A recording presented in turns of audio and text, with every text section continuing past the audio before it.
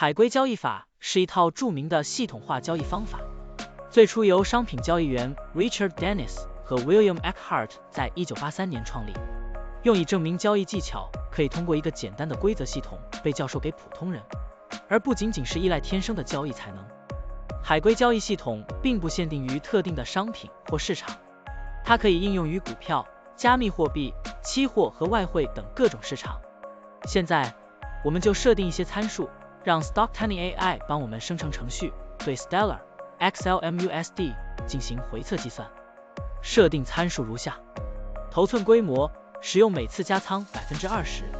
入市信号，当市场价格高于过去20日的最高价时，视为买入信号；反之，低于20天最低价时为卖出信号。加仓策略，每当价格移动到1/2的20日均幅指标 ATR 时加仓一次。运行时间从2023年1月1日到2024年5月10日。交易手续费设定为 0.10%。好了，按照上面的设定，视频下方就是持仓的情况，蓝色为股票仓位，黄色为现金仓位。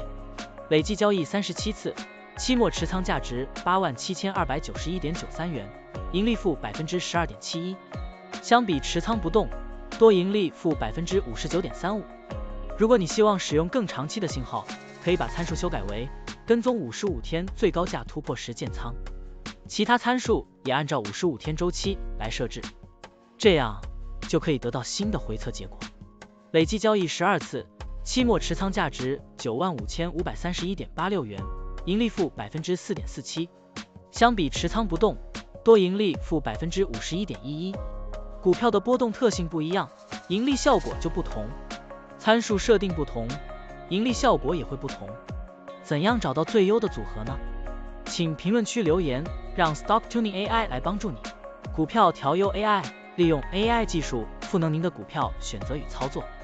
本站内容不构成对任何人的投资建议，您应当基于自己的独立判断做出决策。扫描二维码获取文字稿，欢迎点赞、评论、转发。